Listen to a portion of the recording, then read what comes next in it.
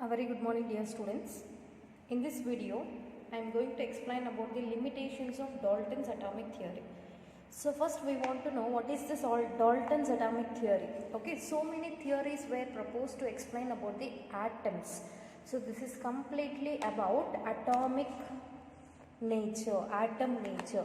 Okay, to explain about the atom, okay, many theories were proposed. Among them, one of the theory is Dalton's atomic theory. So this theory was proposed by the scientist Dalton, so that it was named as Dalton's atomic theory. So about the Dalton atomic theory, we will study in next chapter, that is structure of atom. Here you just want to know about what are the limitations of Dalton's atomic theory, which is very important for 2 marks. Okay, limitations are nothing but the disadvantages. Okay, so whatever the drawbacks present in that theory, so all those are considered as limitations of that Dalton's atomic theory. Okay, so there are 3 important limitations of such Dalton's atomic theory. The first one is it could be explained the laws of chemical combination. Okay, we have seen about laws of chemical combinations in last videos. Okay, by weight. So but failed to explain about the law of gaseous volume. Okay, this theory has explained only the chemical combination by weight, laws of chemical combination by weight, but it could not explain about the law of gaseous volume. Okay, it is fails to explain about laws of gaseous volume. So this is one of the disadvantage of or drawback of this Dalton's atomic theory. About the atoms, this is completely about the atoms. In that it has explained only about the combination of the atoms by weight, but it does not explain about the gaseous volume law. Okay, that is why it is taken as one of the limitation of Dalton's atomic theory. And the second one, why do atoms of the same or different elements combine at all to form molecule? What is meant by molecule? So molecule is a chemical substance which contains 2 or more atoms. When 2 or more atoms combine together chemically, it leads to give a molecule. Okay, so he has given a point. So Dalton has given a point according to atomic theory that same or different types of elements combine to form molecule. Okay, so same or different types. Sometimes 2 same atoms combine to form a molecule, or sometimes 2 different types of atoms combine to form a molecule. Okay, so why? So the question is, why do atoms of the same or different elements combine at all to form molecule? He didn't give the reason. Okay, he has told only that molecules are made by 2 same or different elements of the atom. Okay, but he didn't give the reason why they have to combine and why they leads to form the molecules. So that has to be taken as another drawback of Dalton's atomic theory. And next one, it makes, that means Dalton atomic theory makes no distinction. Okay, that is there is no difference between the ultimate particles of an element or a compound. Okay, so particles of the element or a compound, there is no difference. Okay, so that is another drawback of this Dalton's atomic theory. It makes no distinction between the ultimate particles of an element or a compound. So that we can say these 3 are the limitations of Dalton's atomic theory. So though he has explained to some extent of the atom, he failed to give the reasons for these 3. Okay, so these 3 are taken as limitations of Dalton's atomic theory. It is very important for 2 marks. So you need to write any 2 drawbacks of Dalton's atomic theory. So due to containing these limitations in the Dalton's atomic theory, one more modified theory was proposed by the same scientist Dalton, and that theory is known as modified Dalton's atomic theory. That is known as modified Dalton atomic theory, and this is also known as modern atomic theory. Even we can consider it as modern atomic theory. So now we'll see what are the points he has explained about the atom in this modern atomic theory. The first one is that atom is no longer considered to be indivisible. Okay, so whatever the atom about we are explaining, that is no longer considered to be the indivisible. It cannot be divided once again. Okay, so that type of particles are known as atoms. Atoms of the same element may have different atomic masses. Okay, so same element atoms may have different types of masses. Mass number gets changes but not the atomic number.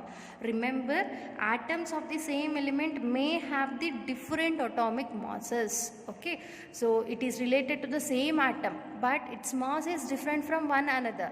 That is the point what he has explained. Atoms of the same element may have the different atomic masses. Atoms of the different elements may have the same atomic masses. Even this is proven. Atoms of the different elements may also have the same atomic masses sometimes.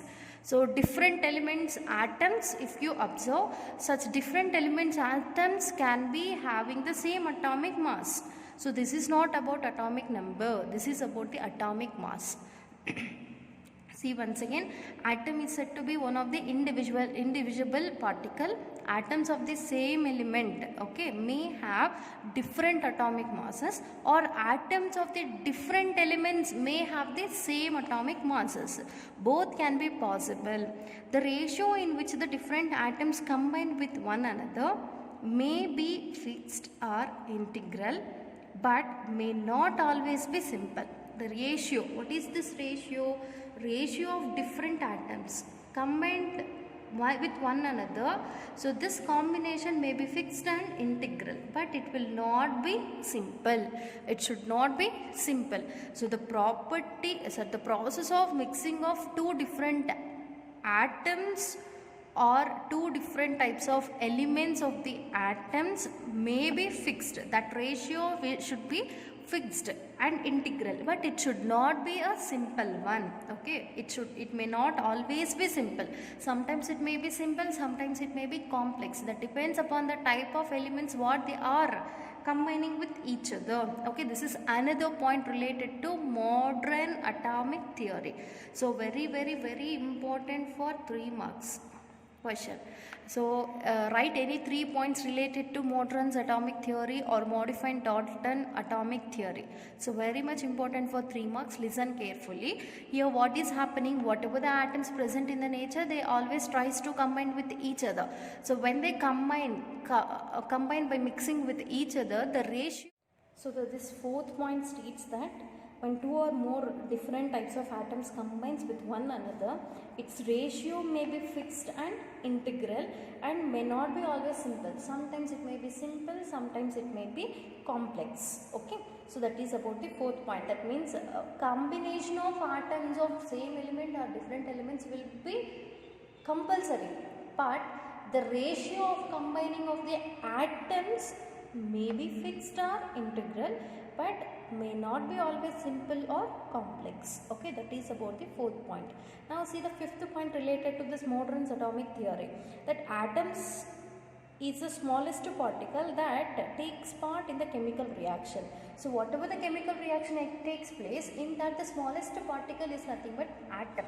So atom is the smallest particle that takes place or takes part in a chemical reaction. So atom is no longer indestructible. Okay, it cannot be destructed, so it is indestructible.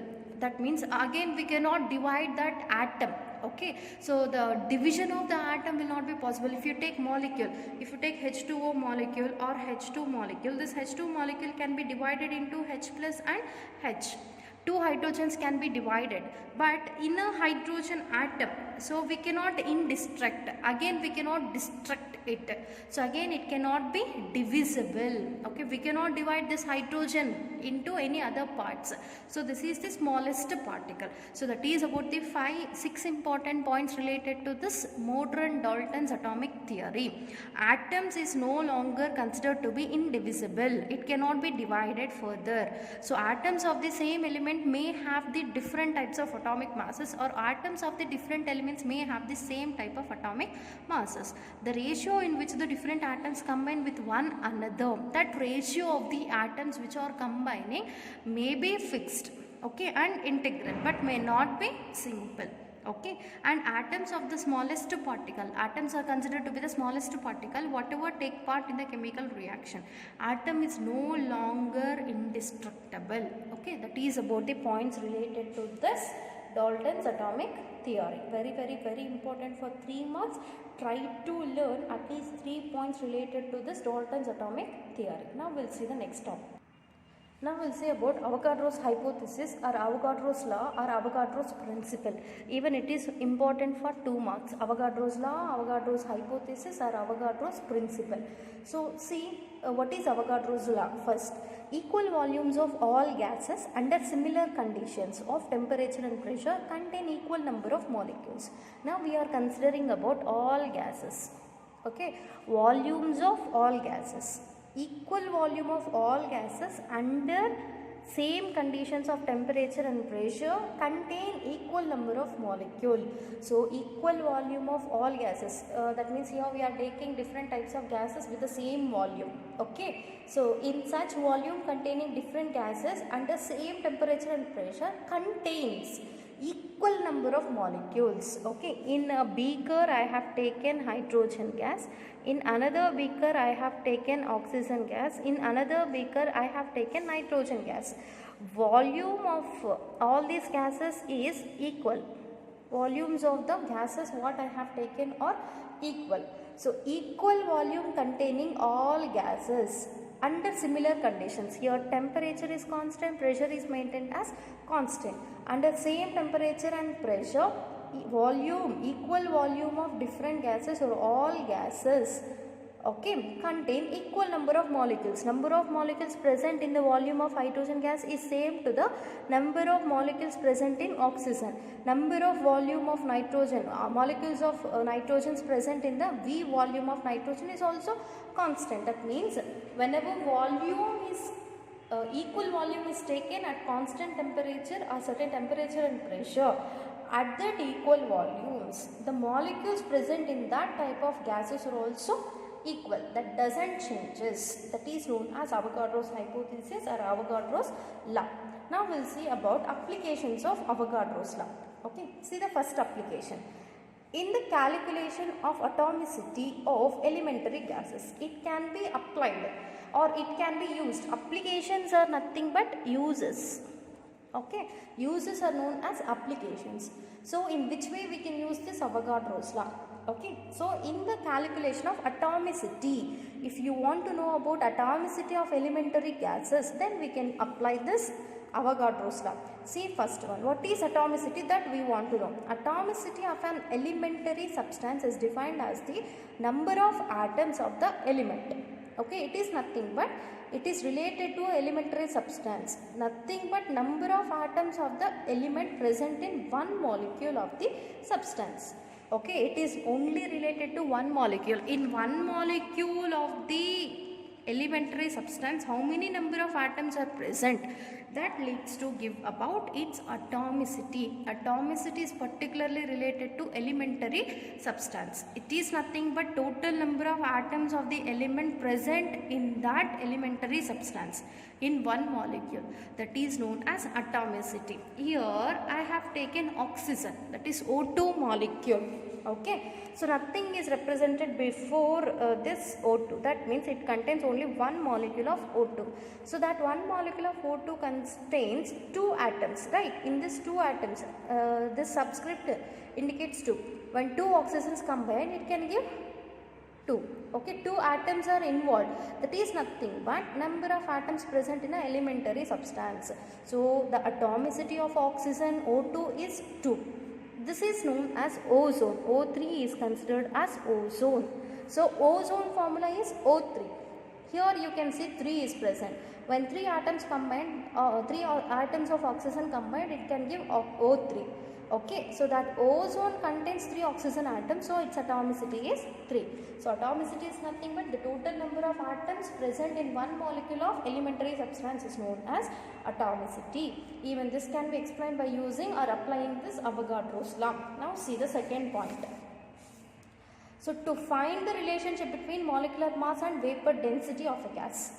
Okay, if we want to find the relationship between molecular mass and vapor density of gases also, we can use this Avogadro's law.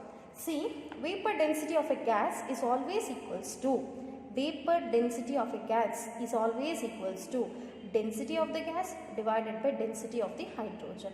Here we have taken hydrogen as a constant term for all the calculations related to vapor density of gas.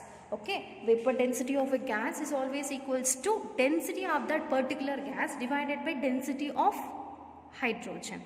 Or else we can also find out this vapor density of a gas by using other formula, that is mass of certain volume of the gas at STP, that is standard temperature and pressure. STP is nothing but standard temperature and pressure.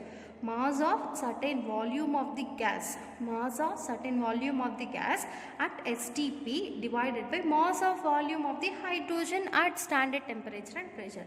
Either by using this also we can find out vapor density of the gas, or by using this formula we can use. And we have one more alternate.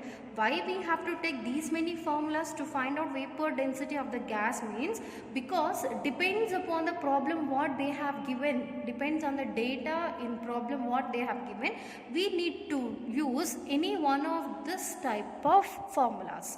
Next one, this vapor density of the gas is also equals to mass of n molecules of the gas divided by mass of n molecules of the hydrogen. Okay, even we can use this. So if you know weight of the n molecules of that gas, whatever is given, and it is divided with the mass of n molecules of hydrogen gas, we will get this one. Or else mass of 1 molecules of the gas divided by mass of 1 molecule of hydrogen, that is 2 atoms of hydrogen. Remember, mass means here we have to consider for 2 hydrogen atoms, because here H2 is present. So by using any one of it we can easily find out vapor density of a gas. Okay, while doing problems or while solving problems we will consider these formulas. Now vapor density of the gas may also equals to molecular mass divided by 2, even vapor density. So along with these formulas, even this vapor density of gas is also equals to molecular mass divided by 2. If you know vapor density of the gas, it is very easy to find out molecular mass, isn't it or not? Exactly.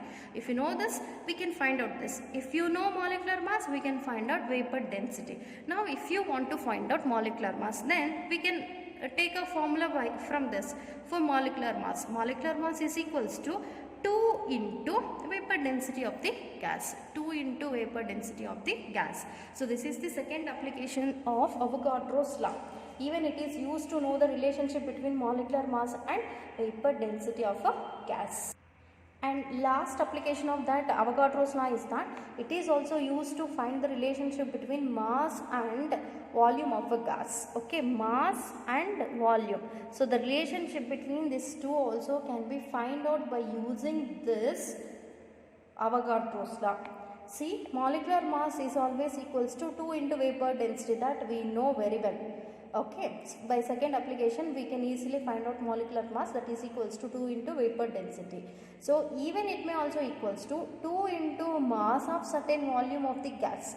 Mass of certain volume of the gas at STP. If mass of a gas is given, so then by using this formula we can find out its molecular mass divided by mass of the same volume of the H2 at STP. This is a standard value. Okay, by applying this value and by mentioning the value of mass of certain volume of the gas, multiplying with 2, we will get this molecular mass. Or else molecular mass may also equals to 2 into mass of 1 liter of the gas at STP. Okay, now it is, if the problem is data is given in the problem in liters, then we have to use this formula. Mass of 1 liter of gas at STP divided by mass of 1 liter of H2 at STP. Okay, or else it may also equals to 2 into mass of 1 liter of the gas at STP divided by 0.089 grams. Okay, even this we can use to find out molecular mass. Okay, finally molecular mass is equals to 22.4 liters into mass of 1 liter of the gas at STP. Okay, or molecular mass equals to mass of 22.4 liters of the gas at STP. Okay, by using any one of the formula we can easily find out the relationship between mass and volume of a particular gas. So these are the 3 important applications of Avogadro's law or Avogadro's principle.